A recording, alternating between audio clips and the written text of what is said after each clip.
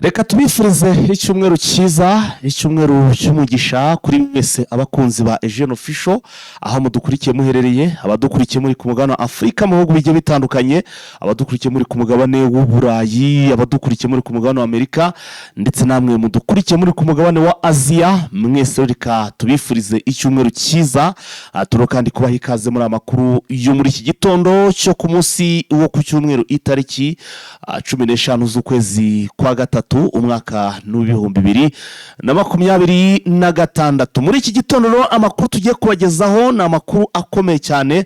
Murabizi ko amakuru yacu yibanda muri aka karere k'ibiyaga bigari, ariko by'umwihariko akibanda hano muri Burasirazuba bwa Repubulika Iharanira Demokarasi ya Kongo.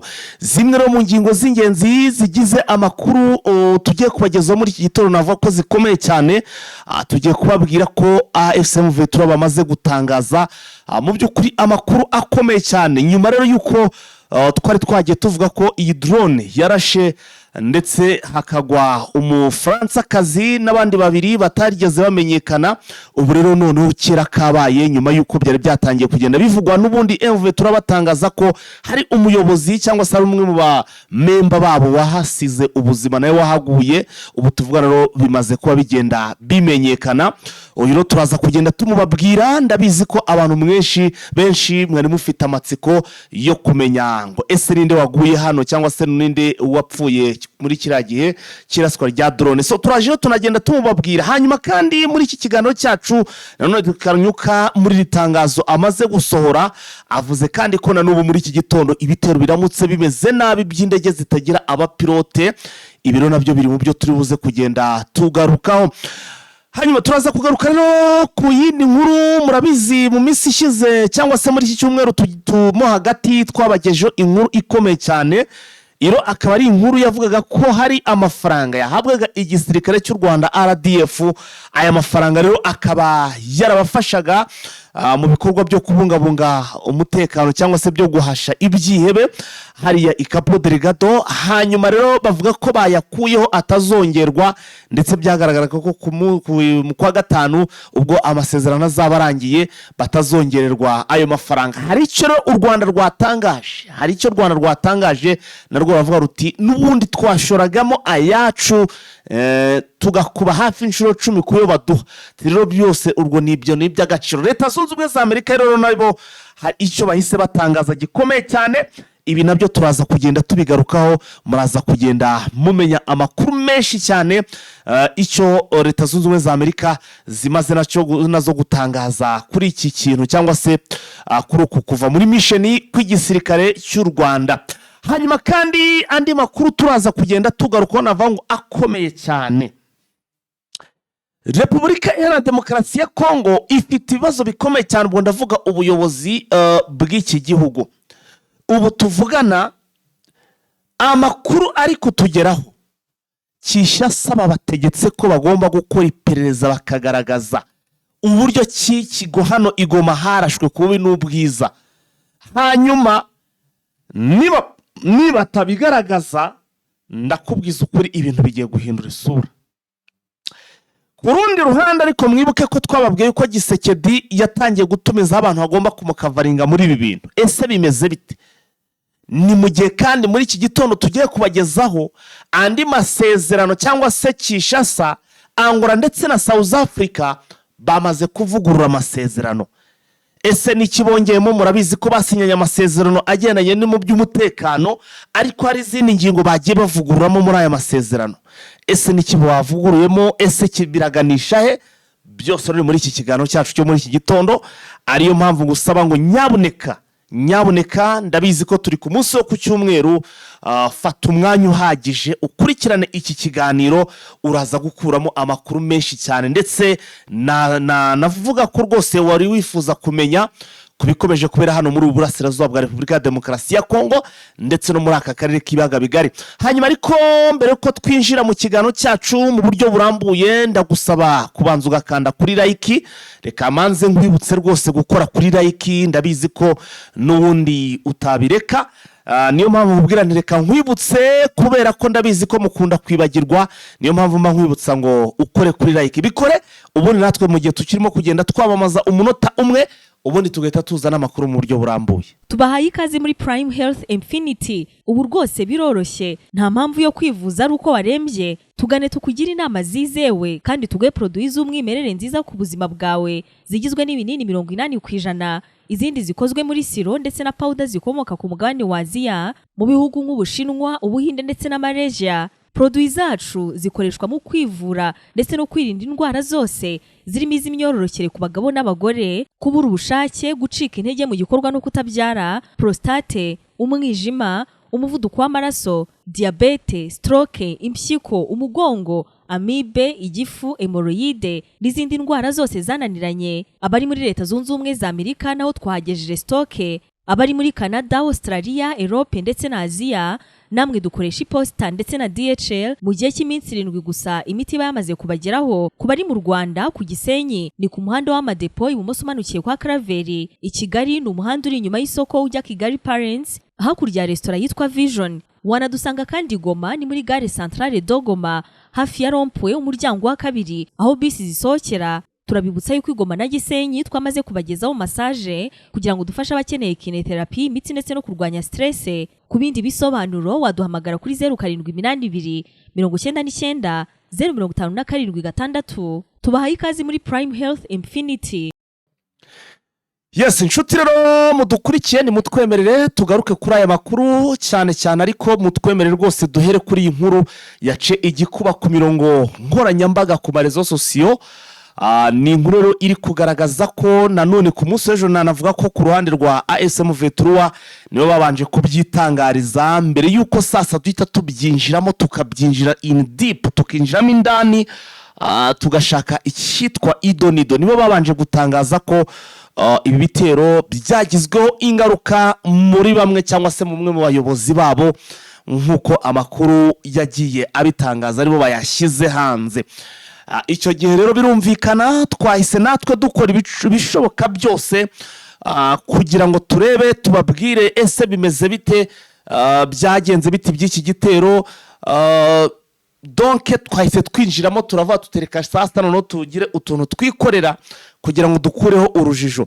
Murabizi ko Kinshasa yarashe hano muri uyu mujyi wa Goma, ndetse ibi bitero nkuko ASM Vetrua babitangaje n'umumemba wabo cyangwa se n'umwe babagize mu bayobozi babo yahasize ubuzima. Iki kikaba ikimenyetso cyuzuye cyangwa se ikimenyetso cya mbere gifatika kigaragaza ko iyo M23 iza kuba nawe yo ariyo yaragize uruhare muri ibi bitero, ntibyakabaye byarahitanye cyangwa se byarishe umwe mu bayobozi bayo nkuko biri kugenda bitangazwa. Amakuru rero sasa aho ari kugenda abera amakuru arava ko muri abo bayobozi bapfuye ba M23 baguye muri iki gitero ntabwo ari mu rwego rwa gisirikare, no mu rwego rwa donc ni muri parti politique, akaba ari we ne waguye muri ibi bitero. Aho rero bivugwa neza ko rwose we yaguye mu gitero cyabanje, mu gihe rero bari basa no bahugiye muri ibi bindi. Ni nabwo iki gitero cya kabiri cyaje nacyo gihitana uyu Mufaransa kazi, nkuko amakuru ari kugenda abitangaza cyangwa se abigaragaza.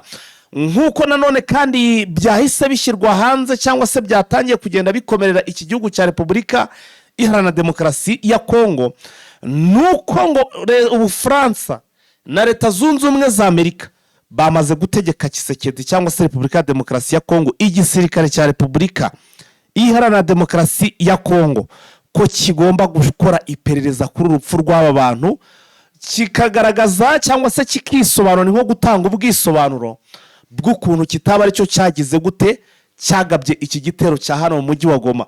Ni mu gihe nyamara iperereza iki gisirikare iperereza riragihama. Vise waramutse neza? Waramutse neza Python. Icyumweru cyiza. Icyumweru cyiza rawe. Nguhamagara muri iki gitoro n'ubundi ibisanzwe ni mu makuru tayari namaze kuba tukigeramo, twakinjiyemo tayari, aho ngira ngo tugaruke ku ngingo nyinshi zigiye zitandukanye. Ngira ngo bamaze kubibona, hari ibyo u Rwanda rwatangaje mu by'ukuri kuva hano muri Mozambique i Cabo Delgado, kuri ya mafaranga twabonye bavuga ngo bajyakubye cyangwa se ngo bayahagaritse.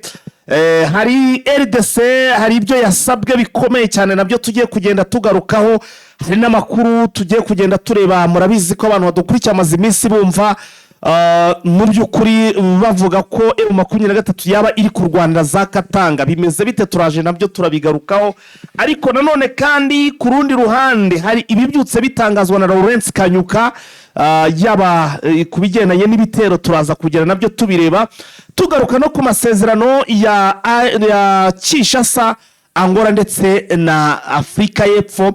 Hari ukundi kuntu bimaze kugenda muri aka kanya. Vise ayo niyo makuru tugiye kugarukaho, ariko wenda by'umwihariko twihuse cyane.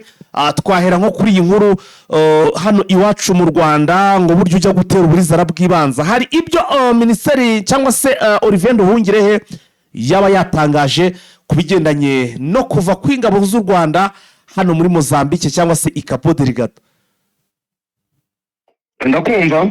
Twahera kuri iyo nkuru. Ibi byerekeranye n'ingabo z'u Rwanda ziri Cabo Delgado rero muri Mozambique. Yego. Uzi yuko Repubulika ya Demokarasi ya Kongo yagiye isaba mu bihe bitandukanye yuko ingabo z'u Rwanda zikurwa mu butumwa bw'amahoro butandukanye, yaba ubwa Loni cyangwa ubutumwa u Rwanda rwagiyemo hashingiwe ku masezerano y'ibihugu. Ahariho hose muri make. Ahari hose muri make. Hari bimwe rero mu bihugu byagiye byumva ubutabi bwa Repubulika ya Demokarasi ya Kongo bikafatira ibihano u Rwanda nk'uko Repubulika ya Demokarasi ya Kongo yabyifuzaga. Harimo Leta Zunze Ubumwe za Amerika rero departement yabishinzwe icyo twakwita imari. Yego. Yafatiye RDF ibihano ndetse na bamwe mu bayobozi b'u Rwanda ibihano nyuma y'uko babahaye Rubaya. Ibyo si nyuma y'uko babahaye Rubaya, na mbere barabisabaga. Ibyo rero birangiye, ibigo bitandukanye nabyo n'imiryango mpuzamahanga nayo yagiye ifatira igisirikare cy'u Rwanda ibihano.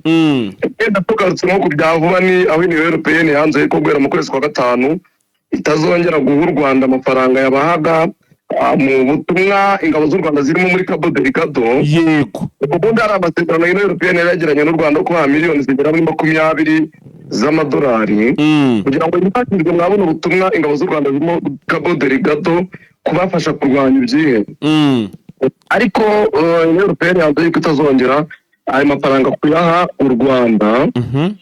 Ibyo rero birangiye, Minisitiri w'Ububanyi n'Amahanga ndetse n'ubutwererane Ambasaderi Olivier Nduhungirehe. Yego.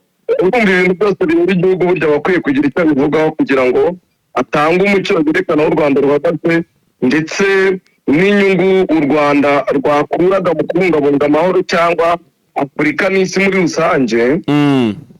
Nicyo cyatumye rero Nduhungirehe agira icyo bivugaho akoresheje urubuga rwe rwa Twitter. Yego. Avuga yuko mu gihe abafatanyabikorwa ndetse n'ibindi bihugu bikomeje kunenga u Rwanda ndetse bunagaragaza nabi igisirikare cy'u Rwanda n'ubutegetsi bw'u Rwanda, nuko u Rwanda rushobora gucyura ingabo zarwo ziri Cabo Delgado. Kandi nanone agaragaza yuko izi ngabo zakoze ibikorwa bikomeye mu gihe muri Cabo Delgado hari ibyihebe. Yego. Ibihugu byafatiye u Rwanda ibihano hakaba harimo ibihugu bimwe byari bifite imishinga itandukanye ikorerwa mwa kino gihugu cya Mozambique. Byagiye bibona umusaruro bikeka imbaraga z'igisirikare cy'u Rwanda. Yego. Akavuga yuko rero u Rwanda rushobora gukuraho ingabo zarwo mu gihe ubushobozi bwaba bubaye bukeya bwo gutuma zibasha gukora ubutumwa ziyemeje. Ariko akagaragaza cyane cyane anenga bino bihugu by'i Burayi bishaka gufatira u Rwanda ibihano ndetse no gusebya igisirikare cy'u Rwanda no kucyerekana ko kidakwiye kuba kiri mwa kariya gace ka Cabo Delgado. Kandi ibi bihugu byinshi ari byo byungukira mwabona ubutumwa. Yagaragaje n'uburyo energy gaze bacukura n'ikigo cy'Ubufaransa cyabashije gucukura iyo gaze kubera yuko u Rwanda rwagiye kubungabunga amahoro n'umutekano w'urwanya ibyihebe. Yego. Agaragaza n'uburyo abaturage babashije gukora business ndetse no gusubira mu ngo zabo kubera imbaraga z'Abanyarwanda. Agaragaza yuko u Rwanda rutakomeza gupfusha amafaranga yarwo ndetse no gupfusha abaturage b'Abanyarwanda kubera yuko hari abagwa nk'abwa butumwa. Yego. Ariko ibihugu bigirwaho ingaruka nziza n'ubu butumwa bitabibona bitabishima. Abigaragaza n'ikintu anenga mu buryo bumwe y'uko ibihugu buryo byitwara atari ko byakwiye kuba byitwara kandi ari byo byungukira amira ibikorwa. Hanyuma vise ubwo rero hatagize icyongerwa ingabo z'u Rwanda zigomba kuva hariya muri Cabo Delgado. Ntabwo wanyumvise neza, navuze yuko yanditse ko zishobora. Nanjye nyine ubwo ndimo ndavuga hatagize icyongerwa. Iyo bavuze ngo bishobora, buriya ni igihugu kibitekereza kurenza uko iyi miryango yabitekereza, kuko ni subjectivité ntabwo ari kondisiyo. Ntabwo ari kondisiyo ko ni subjectivité. Rero icyo bivuze ni uko u Rwanda rwo ruzatekereza rukareba niba rushobora gukurayo abasirikare cyangwa rubarekera bitewe n'inyungu babona mu kubungabunga umutekano ndetse no kubaka Afurika muri rusange. Hanyuma vise wenda mbere uko tujya ku nkuru z'imiriro, inkuru rwose zikomeye cyane arizo twinjiramo, reka tubanze turebe ano makuru asose nonaha. ni amakuru avuga ko ngo Kinshasa ngo yaba yasabwe gukora ikijyanye n'iperereza ku bitero byagabwe hano i Goma na drone, ndetse ngo bagatanga ibisubizo byihuse cyane vuba na bwangu. Igitutu cyatangiye kuba igitutu hano Kinshasa. Uwitwa Gisekedi asa n'uwatangiye kwicarira inkono ishyushye, ameze nk'uwatetse nk'uwakaranze imigati yicaye ku pano. Bimeze biti by'aya makuru? Ni itangazo ryasohowe na Minisiteri y'Itangazamakuru n'itumanaho muri Repubulika ya Demokarasi ya Kongo. Rivuga yuko ubutegetsi bwa Kinshasa nyine busaba igisirikare cya FARDC ndetse n'inzego bireba z'ubutabera gukora iperereza ku gitero cyabaye mu mujyi wa Goma kigahitana Karine Buize. Yego.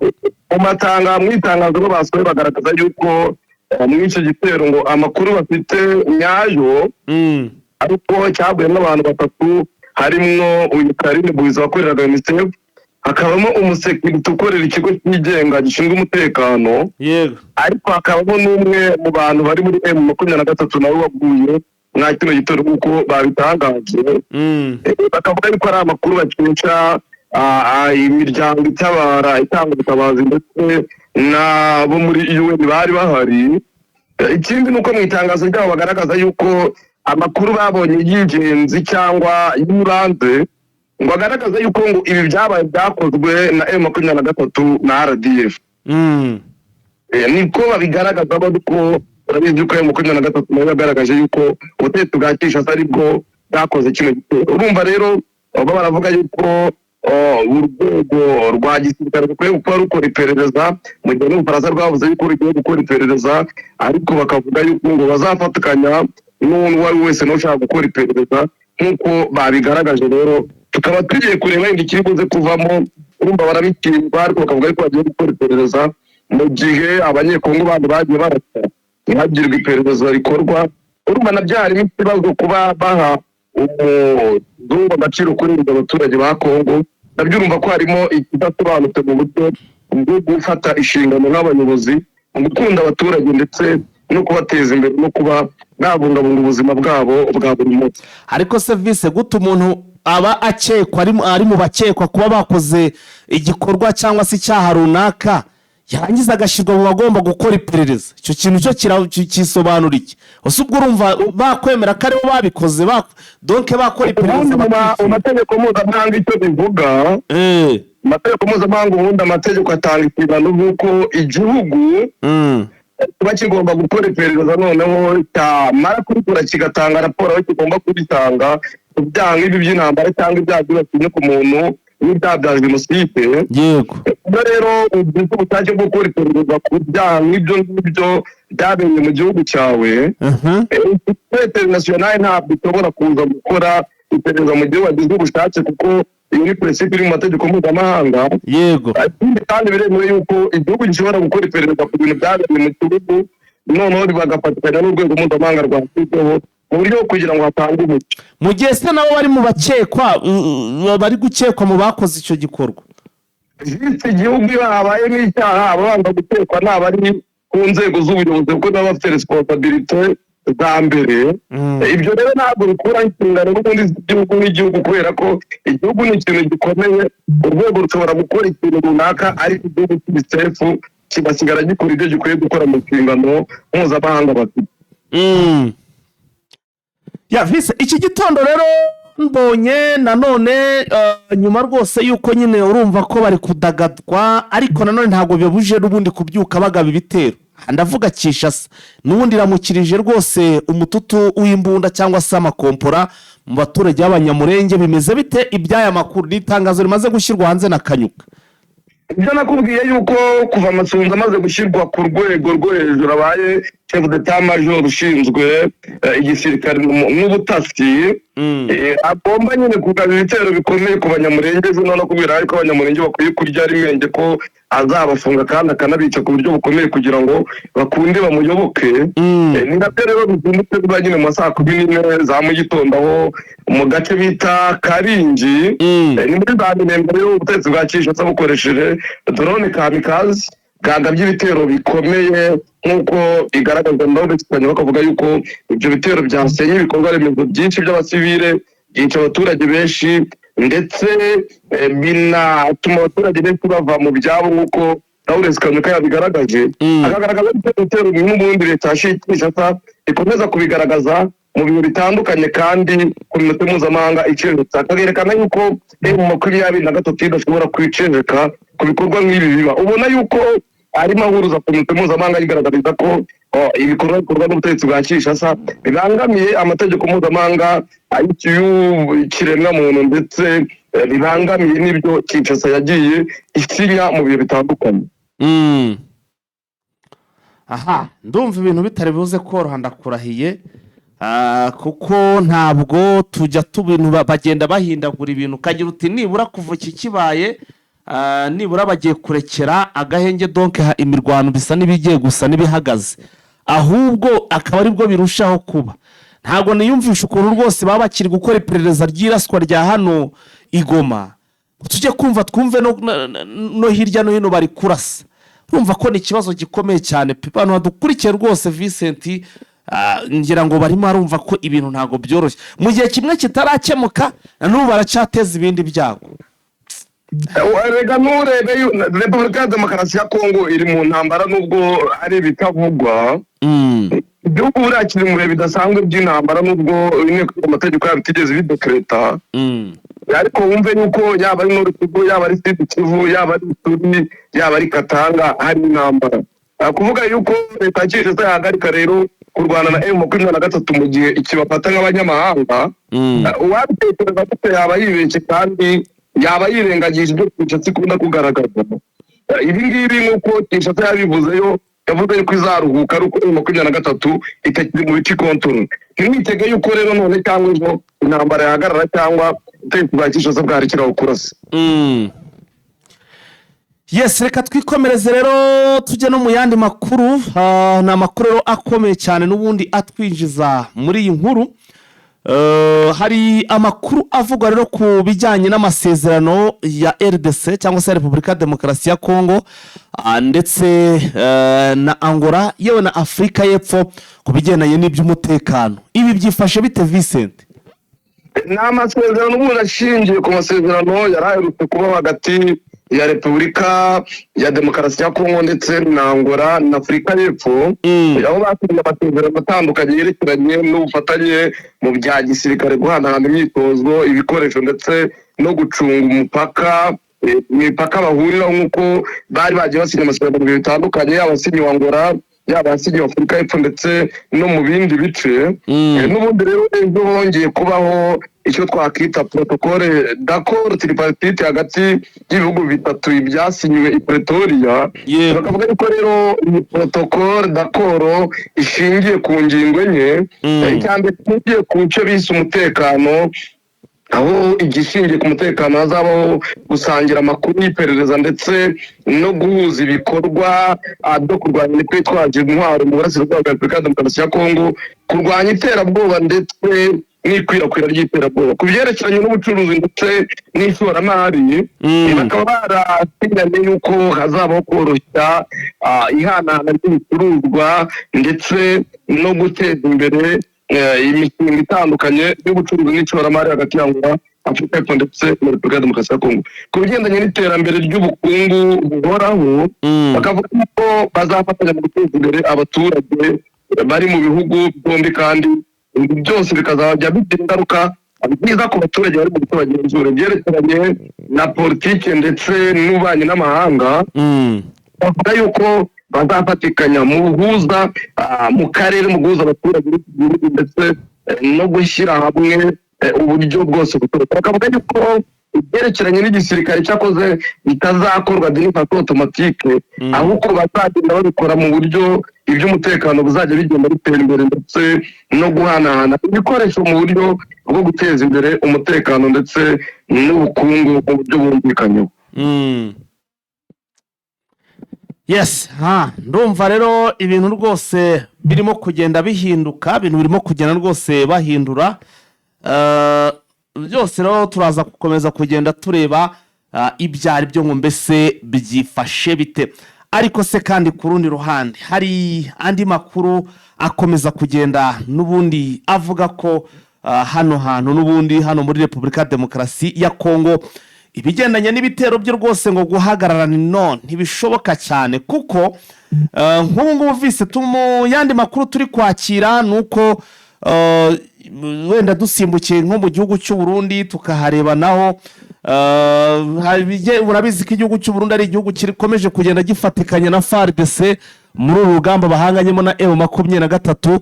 Ubu hari amakuru avuga ko ngo mu gihugu cy'u Burundi ngo rwose ngo nibura ngo abantu bagera ku 4,000 ngo bafungiye mu gihugu cya Tanzania, kandi twabonye ko Tanzania mu by'ukuri muri iyi minsi yarimo kugenda ihuza n'igihugu cy'u Burundi bigendanye n'ibyo bahuje muri make. Ibi byo byifashe bite Vincent? Nibyo mu makuru yatanzwe na Minisiteri y'Ububanyi n'Amahanga binyuze kuri Minisitiri w'Ububanyi n'Amahanga n'Ubutwererane Dr. Edouard Bizimana. Mu kiganiro n'itangazamakuru yavuze yuko hari abarundi bagera mu 2,000 bafungiye mu gihugu cya Tanzania bashinjwa kuba muri icyo gihugu mu buryo butemewe n'amategeko nk'uko yabitangaje. Bizimana yabitangaje mu kiganiro n'itangazamakuru yakoze ku wa gatanu tariki ya 13/2023 nk'uko nabibikubwiye, ubwo yabakoraga ku kaga k'impunzi z'abarundi bagiye gushaka ubuzima mu mahanga babayemo. Nyuma y'imbuga zimaze iminsi zitambuka ku mbuga nkoranyambaga kubera uhohoterwa no gufungwa mu igihe kinini bigenda bikorwa ku mpunzi z'abarundi ziri muri Tanzania. Izo mpunzi rero zikaba zaragiye zinjizwa mu magereza uko bukeye n'uko bwije, ufite amafaranga akaba ari we urekurwa nk'uko abantu bagiye babivuga, agahabwa abapolisi n'igihugu cya Tanzania. Minisitiri Bizimana akavuga ko abarundi bagera ku 4,000 aribo bafungiwe muri Tanzania mu makuru avuga ko afite, ariko akavuga yuko atari impunzi ahubwo ko ari abo muri icyo gihugu mu buryo butemewe n'amategeko. Urumva yavuga bavuga yuko ari impunzi zifunze, akagaragaza yuko ari abagiye kuba mu buryo butemewe n'amategeko.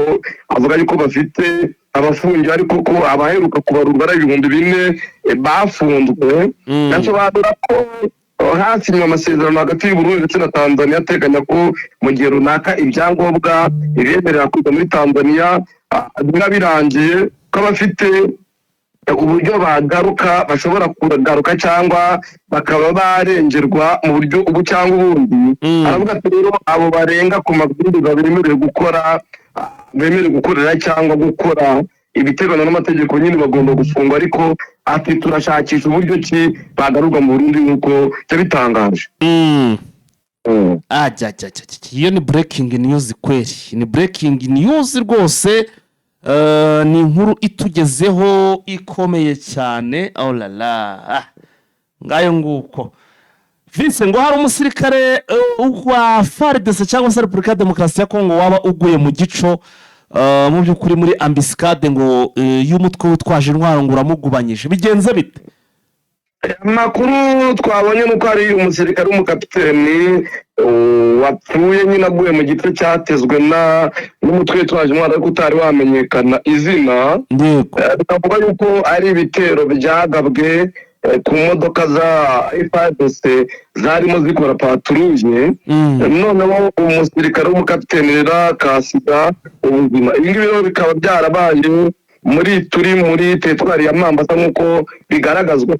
Abantu bamwe bakavuga yuko kubera ko ari AD cyangwa ari Mayi yakoze ubwo bugizi bwa nabi tega abasirikare ba FARDC bari bagiye mu gace bita Mutacha. Ibyo rero bikagaragazwa mu gihe n'ubundi ikuriyo hatirimo ibibazo bikomeye cyane hagati y'uyu mutwe wa ADF ndetse n'igisirikare, bakagaragaza yuko agace bita Madegaido ni muri sheferi ya Bombo muri teritwari ya Mambasa nyine. Ibi byose rero byabereye, ariko bikaba byishwe inyuma n'iyi mitwe bavuga ishobora kubikorera mu kino gice, yaba ari ADF yaba ari Maimai ndetse na za Kodeko, ariko nta mutwe umwe bagaragaza nyirizina waba warakoze ibintu bintu harakekwa iyo mitwe itandukanye ikorera muri bino bice. Olala, ni inkuru rero twavuga ngo itari nziza rwose ku gisirikare cya Repubulika Iharanira Demokarasi ya Kongo. Ku munsi w'ejo Vincent twagaragaje ko uwitwa Depite Willy Mishiki, uyu mugabo rwose yanyomoje ibisa n'ibyahakanwaga na Kinshasa bikuraho ibyaha byo kurasa hano Igoma, ariko uyu waraza aravuga ati nitwe rwose twarashe n'iki byose. Ubu tuvugana uyu mugabo ariko Vincent ngo yaba ari mu mazi abira bikomeye cyane. Amakuru twabonye nuko akimara kwirukanwa muri Wazalendo nyine bavuga yuko adafite ububasha bwo kwivugira kuko atigeze ahabwa izo nshingano. Aramwirukanye muri Wazalendo akahita ashinga umutwe wiwe witwaje intwaro nawe mu buryo bwo kwimura kuri Wazalendo. Yego. Nyuma y'uko amaze kuwushinga rero ahita atumirwa n'urwego rushinzwe umutekano ya Kongo. Ubu arimo arabaza gutekwa yuko ashobora no gufungwa nk'uko amakuru agenda tugeraho abivuga. Ubu arimo kugenda abazwa.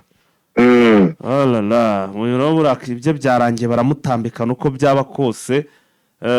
Igisigaye ni ukumva gusa tukumva ngo bamushize mu mvuto, bamutaye imvuto, nicyo kiraza gukurikiraho pe. Kuko niba ibintu byo gushinga imitwe nyuma y'uko akoze mu mabara agakaraburiza igihugu cyangwa se shebuja, ni ibibazo bikomeye cyane. Hanyuma tugarutse muri Ituri rero, naho amakuru aturuka muri Ituri baravuga ko hari abashinwa n'abasirikare ba RDC cyangwa se ba FARDC barashwe n'umutwe witwaje intwaro wa ADF naro. Bimeze bite ibyaya makuru byo? Nibyo, hari amashusho agaragaye abashinwa n'ingabo za FARDC ni batwikwa n'aba baterabwoba muri ADF. Kavuga yuko rero byabaye mu bice bya Ituri. Uyu mutwe wa ADF nawe ukaba waragiye mu cyo bita Islamic State. Bakaba rero barabikoze batwika abashinwa bari barimo bacukura amabuye y'agaciro ndetse bagatwikwa n'intwaro zabo nk'uko byagaragajwe. Bakavuga yuko rero byakozwe n'uno mutwe mu bihe bitandukanye igihe bari bahanganye na kino gisirikare. N'abasirikare rero benshi bakaba baragizeho ingaruka na bino bikorwa by'uno mutwe wa ADF nk'uko radiyo yabitangaje. Kavuga yuko abagizi ba nabi basanze abashinwa mu kirombe bita Mutaka muri teritwari ya Mambasa muri kilometero 35 mu majyepfo y'uburasirazuba bw'umujyi wa Bunia mu ntara ya Ituri. Amakuru akavuga yuko rero bari muri sosiyete sivile bemeza ko ibi byabaye, noneho inzu y'abashinwa iratwikwa, ikirombe kigasahurwa mu buryo bukomeye, n'abasirikare bagiye gutabara nabo bakicwa. Olala, ni ikibazo gikomeye cyane kabisa. Urumva ko abo bashinwa noneho sinzi kirakurikira rwose. Abashinwa bakomeje kugenda bagwa hano muri ubu burasirazuba bwa Repubulika Iharanira Demokarasi ya Kongo. Indi nkuru rero Vincent mbona nanone iri gutrendinga ni muri Masisi. Imirwano ikaze ngo yongeye kubura hagati ya Wazalendo ndetse na M23. Iby'iyi mirwano byo bite Vincent iri kuvuga ko yamaze kuba yubura? Nibyo Masisi mu gace bita n'ubundi AFM kuko nayo tuyongeye gutara mu mitwe n'abarwanyi ba Wazalendo. Bari mu mudugudu uherereye mu bice bya Bashari mu Kotobete twari ya Masisi kuri axe ya Karembe Beti. Nk'uko amakuru tugirana yavuga yuko guhera amasaha 11 z'igitondo ariho imirwano yatangiye, Wazalendo yagabye igitero kuri AFM kugira ngo birukane mu birindiro barimo hano mwaka gato kambarimo. Imirwano ikaba yarakaza abaturage benshi bagahungira mu bice bitandukanye kubera yuko babonaga umutekano ukomeze kuba mu cyane cyane. Imirwano ikaba yarumvikanye naho bita Kacuga n'ubundi muri teritwari ya Masisi muri Gurupoma Batari Mukoto. Amakuru akavuga ko Wazalendo rero yataka AFM 23. AFM 23 nayo yabashije kwirwanaho basubiza inyuma nk'uko bitangazwa na sosiyete sivile.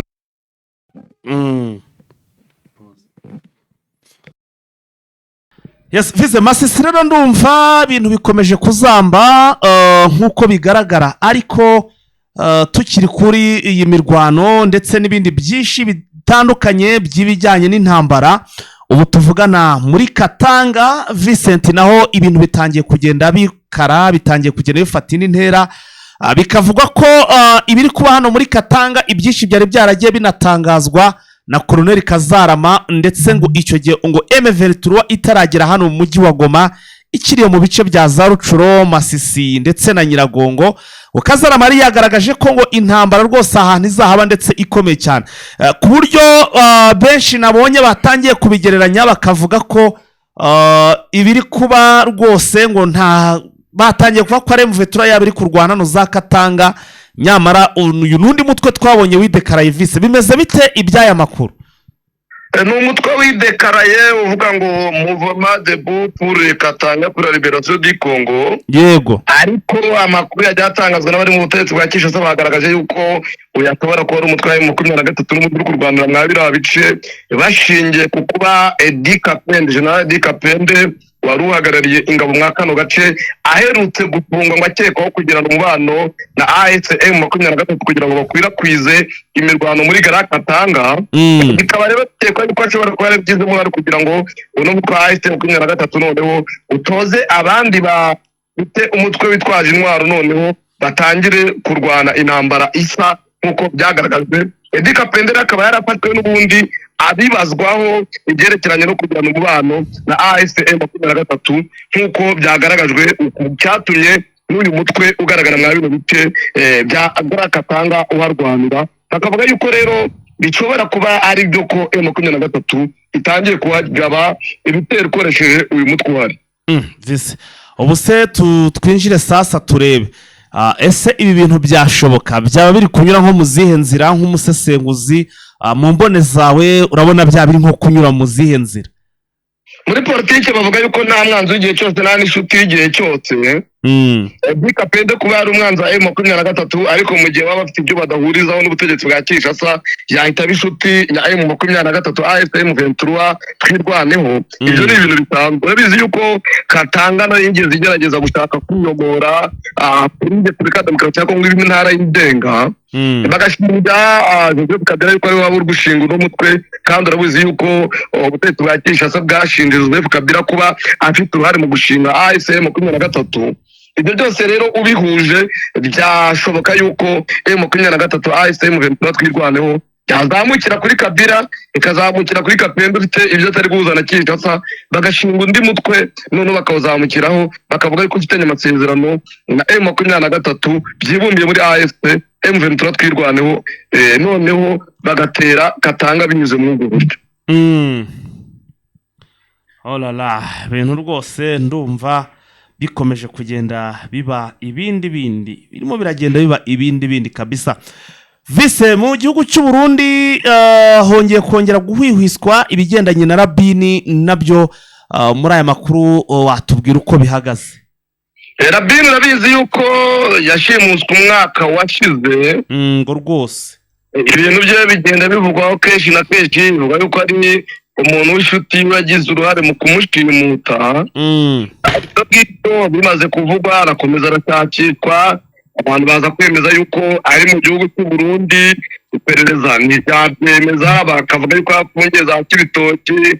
Urumva ariko yafashwe mu kwezi hafi kwa Munani, afatanywa n'uwo bita Dieudonné niyo nkuru ubundi niwe batazira Rabini, afatana n'uwo bita Eloi Nkurunziza, uwo bita General Kumana, ndetse n'uwo bita Fabrice Nzirumutima.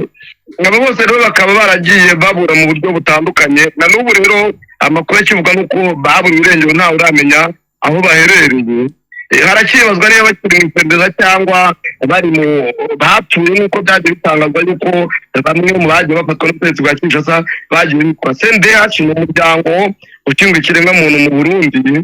Ntabwo uragira icyo utangaza no kubura bya Rabini ndetse na mugenzi we Vena na Fabrice Bonaventure ndetse na Heruwa. Kugeza isaha turamenya andi makuru yuko byagenda nk'uko n'abarundi bagenda babitangaza uruvugana. Yes, nguko rero ngayo ni Rabin. Hanyuma Vise, tubwire rero mu burasirazuba isi byifashe bite? Mu burasirazuba bwo hagati haracyariho ibihuha byinshi, ariko ambasade ya Leta Zunze Ubumwe za Amerika i Baghdad yarashweho mu gihe Trump avuga ko yashegeshe burundu iby'igisirikare bya Irani. Ikindi kivuga nuko Irani yatangaje ko intambara igomba kugera mu bice bitandukanye birimo ibikorwa bya Amerika mu burasirazuba bwo hagati, mu mugambi wo kwihorera ku gitero Amerika yagabye ku kigo cya gisirikare kiri ku kirwa cya Karingi gifatwa n'inzingiro ry'ubukungu bwa Irani nk'uko byatangajwe. Ikindi nuko Irani iri gutangaza yuko Benjamin Netanyahu bamwishe n'umugore we ndetse n'abo mu nzego z'umutekano mu biro bye, ariko igihugu cya Israel cyamaze kuvuguruza ano makuru kivuga yuko ari ukubeshya ko Benjamin Netanyahu ndetse n'umugore we bakiri mu mwuka w'abazima nk'uko byatangajwe na kimwe mu binyamakuru bikorera mu kino gihugu cya Israel nka kino gitondo. Aha, Vincent rero rwose sinzi niba nta zindi update ufite kugira rwose tuyakire cyangwa se uyatugezeho mbere y'uko dusoza ikiganiro cyacu.